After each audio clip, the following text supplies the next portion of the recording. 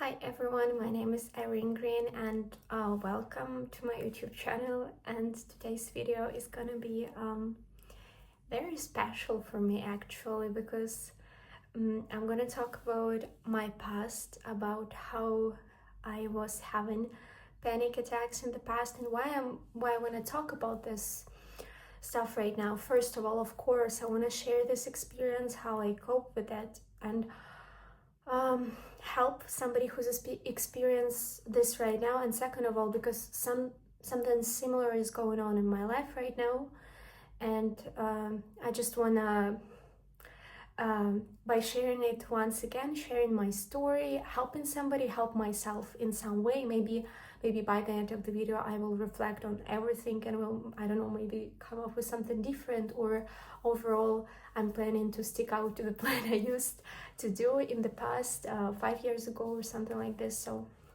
let's just go onto the story. And first of all, I wanted to start with why eventually and what's going on. As you might know from the past video, I lost my job, and whereas the reason of how I feel inside right now is not really connected to what's happened exactly. I would say it's not really at all connected to what has happened, but it's rather all the factors around me, the environment, the city I live, the fact that I'm not socially active in real life, because obviously I do have friends online, I do keep in touch with my relatives, with my friends, but my circle is very narrow where I live right now, and I do want to move with my life in all the ways possible, including relocation, not only finding a new place to work. And I just feel really stuck. And as a human beings, we very often feel most stressed when something is not depends on us, when something is out of our control zone, and when there is no change. And we often seek this change. But as my yoga instructor said once, the growth happening when we are still. So that's why I think it's very important to be in this moment. But most of the time, as I said, we're not used to being still, to be at one place for a long time mentally, work-wise, relationship-wise. There's, like, you can look around, there is so many people who have anxious attachment styles in terms of friendship, work, relationship. I'm not justifying them, but I'm just saying that in this unstable mindset and in this unstable period of our of ours, I think it's never been as unstable politically, economically, and whateverly as it's right now, and our mind is adjusting itself. So we do think that if nothing is stable, I don't want to be attached to something, I always will look for something else, for something new. That's why we need to do often reality check and put ourselves in the position where we really sit with ourselves, with what's going on in our lives. And right now I was kind of forced into this place, even though I consider myself pretty self-aware person. I do meditate, I do yoga, I do pray, I do self-reflect, I read a lot of books. I don't know, you can see the shelf behind, but I have 4 shelves like this of books, and I'm collecting books. I love to read books. I have a lot of scientific and not really scientific literature that helps me, and I'm like really into this kind of stuff, and that's why I'm talking a lot about self-reflection, about sharing something with you, because I do believe that I have a lot of knowledge, but the knowledge is nothing until it becomes an action. So that's why I'm gonna talk right now about finishing after why I feel this way, as I think a lot of people might feel. I just was triggered by this job situation, whereas I already had enough stress around me, and it just recently, a few days ago, I had a huge breakdown. I couldn't stop crying. I'm humbling myself right now because that's not what I think I used to share on social media, but I'm just being as honest as possible. So what it initially reminded me of what happened like four 4 or 5 years ago. So it was during the COVID. I was studying back then in the business school, and I was living with my parents in my hometown. Nothing similar to my life right now, whereas I live in different country, got a different degree, live all by myself right now, I'm married. So back then, I was really thinking that economics, that business is my thing, and I was studying for it. And I don't know, either my parents put it in my head or I put it by myself, but I was like, that's my thing, I should do it over there. And I really got disappointed after 1 year of studying. So it was closer to the COVID of my first year studying in 2020. So it was like, I think spring, winter, I think was like March, maybe April, when the COVID hit. And I was so happy it happened, because as everybody was like, oh yeah, distant learning, yeah. Little I knew that it's gonna end up like this crazy and very devastating for a lot of people. Like a lot of people died, and like it was a huge pandemic. So 2020, my first year, I was little by little felt really burned out, and slowly I was realizing that I don't know, either because of education of this specific institution, university, I didn't feel at my place, or I realized that overall it's not my thing. I don't know why, but I was very overwhelmed with all the work I needed to do, and more than that, I felt that half of it was unnecessary. And I had interest in business long before university. I knew a lot of stuff, and I was thinking that half of what we studying is unnecessary. And I just got so frustrated with what I was studying. And I'm not ageist or something, but I think that what people have been trying to put us into is some old, extremely conservative mindset, whereas economics and business is something very flexible. And because it's not flexible, we see what's going on in the world right now, because the old people like that just try to keep politics or economics extremely strict, whereas it should be flexible sometimes. But long story short, the COVID happened, and at first, as I said, I was extremely happy about the fact that I don't need to go to university, I don't need to visit the classes in person, and I just can live my life. I just can I don't know, work, do everything online. I think it was my first year paper. I think we had written paper or something, which was utterly complicated, and I think 1 month or a few weeks before my birthday, before my 18th, or was it? Yeah, it was 18th birthday. I was looking at the window, and I just had my first panic attack randomly in my parents' house. Back then, I didn't know it's a panic attack. I was thinking that I'm just dying. I started to choke. I started to feel like I don't feel my hands. I don't feel anything. I feel extremely numb. I was thinking it's COVID and that I'm gonna die, because it's already got, by April and May, it's already got very extreme. So I was very worried, and back then I really was thinking that I had the asphyxia, when you like cannot breathe. Because when you breathe a lot, your heart starts to pump the blood a lot, and have this feeling that you don't have a breath and you're gonna die, but apparently you're fine. It's just the body tries to cope with you being very anxious. So yeah, and this whole week after this happened, I remember how for 2 or 3 days, I couldn't eat. I was just looking at the food and I couldn't force myself to eat nothing. I felt so bad. My mom didn't understand what happened, because I think she's either didn't know, because it never happened to her, or in my family, people really at that time, right now it's all changed after like 4 or 5 years, but back then nobody really took seriously mental health. Also, so she was like, just eat, just go for a walk, you're gonna be fine, you're studying online anyways.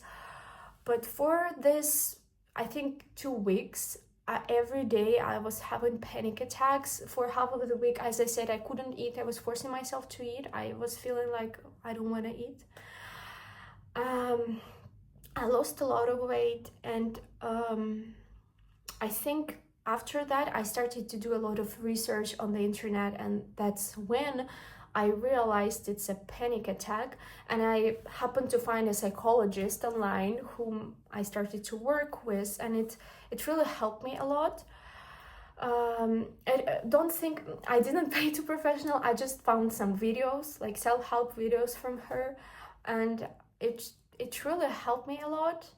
And then I started to read a lot of books, how to cope with it, and do a whole body research. But before that, I was always thinking that it's not about psychology, it's about how something's wrong with me, how am I dying. So I went to the doctor, I literally checked everything. They put this camera through my mouth to my like belly to see that, and told me that, oh, actually you are fine, and only after that I realized that it's really about my head, because of, I think, my parents' influence and the environment I was raised. I couldn't believe that I have something like this. Like, I was raised like a warrior, that I'm strong, I'm an independent woman, I cannot be sick, I cannot be crazy, I cannot be mentally unstable.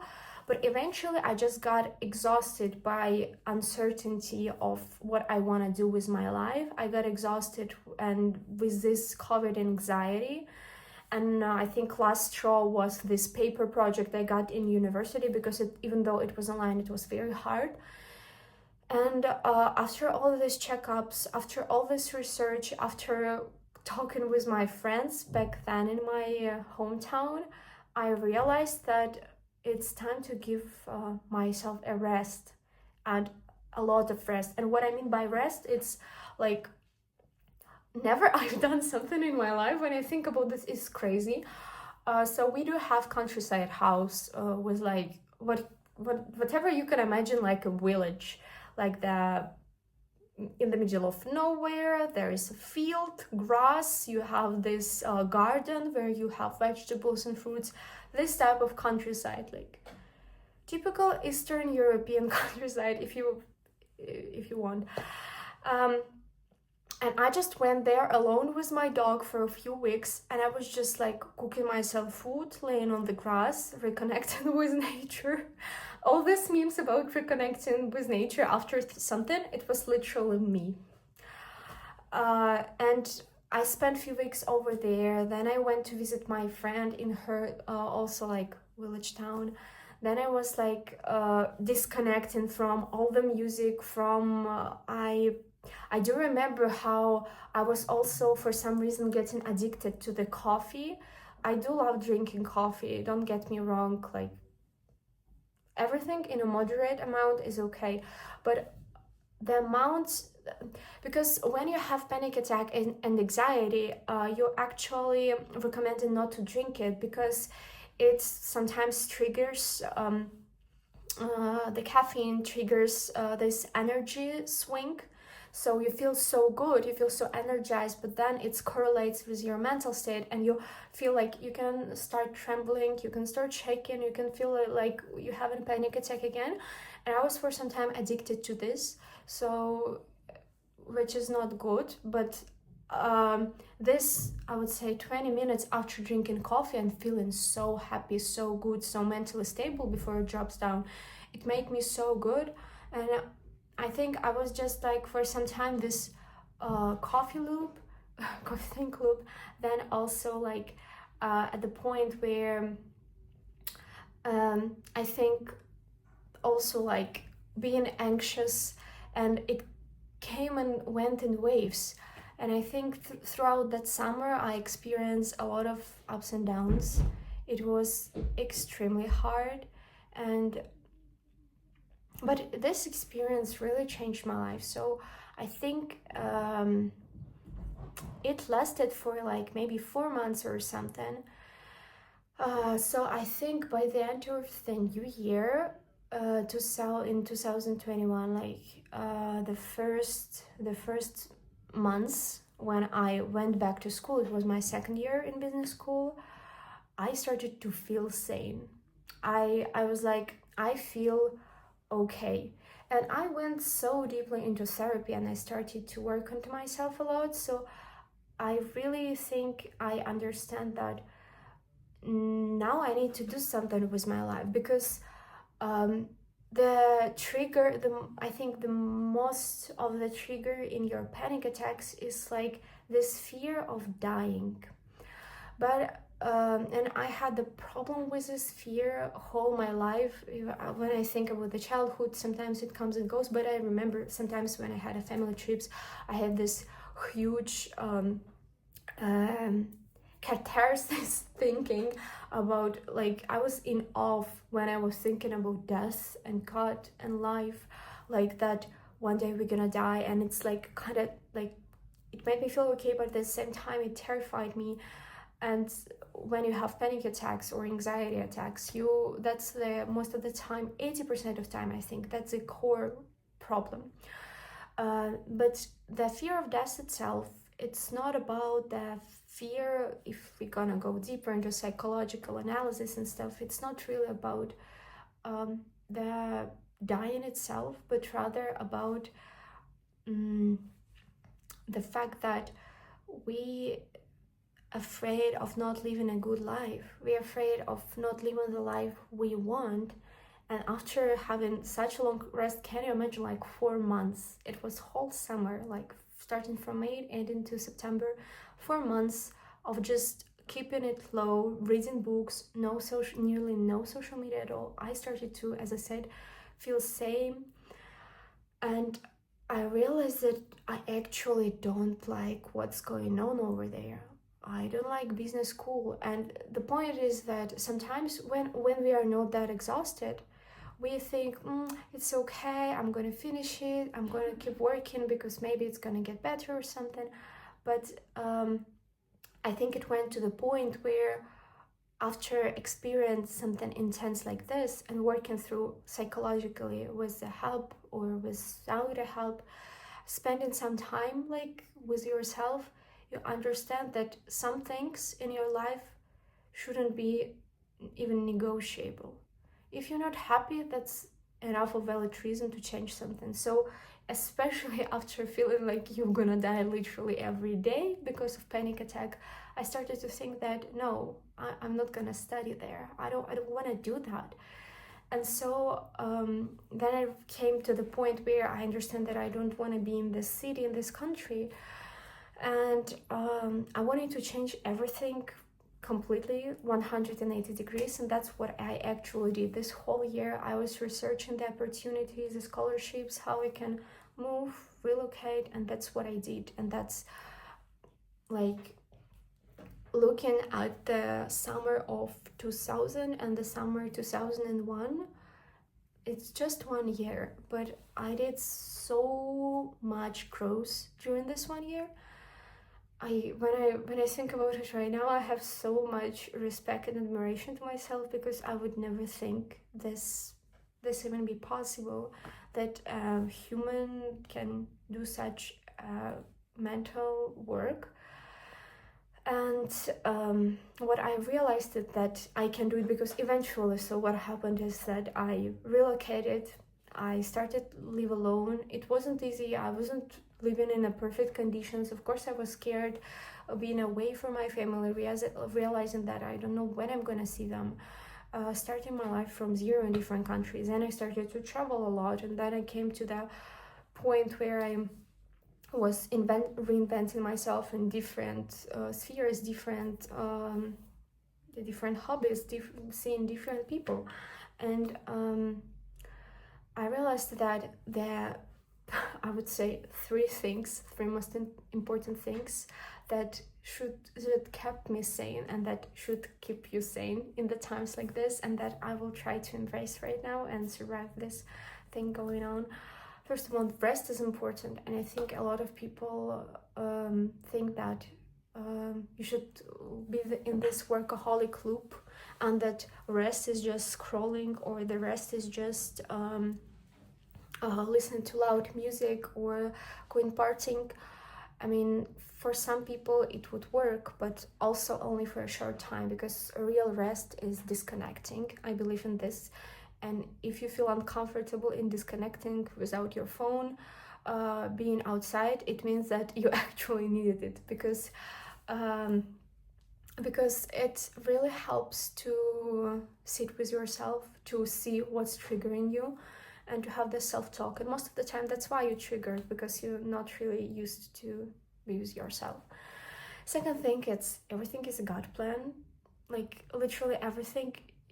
This 1 year example that I told right now, never ever lying down in my room back in my home country, crying about how many problems I do have in my life. I would imagine that right now I'm going to be to the point where I am, even though right now, as I started to say it in the very beginning, I feel still bad and I feel low-key same, but it's just because it signals about the growth, and who knows what's going to happen next year, same time.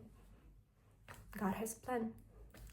And overall, everything, eventually the better thing happens. And I think you would agree with me that there have been so many situations when you would think in your life that it's the worst that could happen to me. And then actually the worst thing happens and you're just like, okay, it wasn't that bad. But secondly, you survive it. Always repeat this phrase, but as humans, we survive things. So we are okay. And the third thing is just letting go what is not for you. Because it's connected to the second point, something better would come eventually. And I think it's the hardest part, and that's what triggers the fear, what triggers unconsciously triggers you stay at the same place, because letting go the people, the situations, the work, the hobbies, the dreams that are not even yours is hard, especially when you live with them for 5, 10, whole your life, whatever years you live with them. And it takes a lot of courage to do that. But here's come the important part, that if you're not gonna do that, you're gonna end up unhappy. And then like, it's better to realize, it took me to realize all of what I said when I was the lowest in my life. And after I was there, I promised myself never ever put myself again in this situation. And feeling right now that mentally I'm going into this direction, I'm forcing myself to stop and honestly talk with myself and put myself in the position where I am a responsible adult, where I am the person who is accountable of my feelings in my life. And I don't want to end up being crazy, being so miserable, being helpless, because it was very bad. And the person who ever experienced that would understand what I'm talking about. It's very scary. And even though I know what to do right now, I know how to cope with this type of situations. I don't want to do that again, and I wish nobody to do it like this. It's better to start swimming not when you're underwater, but when you are in the middle of it. If you drowned and you have something on your leg which doesn't allow you to go up through the water, it will take more work to go up rather than when you're just tired but up. I think you understand what I mean. But it's really better to start when you have some energy still, rather than you will feel exhausted and you will need 4 months or half of the year to come back to senses, or maybe even more, maybe a year or 2. So yeah, what I want to do right now is just take my time, maybe travel, maybe search for some new directions. I don't know, maybe I'm gonna, I don't know, who knows, maybe I'm gonna end up making my business or something. But yeah, so thank you for being here. I really appreciate that. And just be there for yourself, surround yourself with beautiful people, let it go, and just take a good rest. Because I think if I could cope with this shit, you definitely can. Yeah, have a nice day.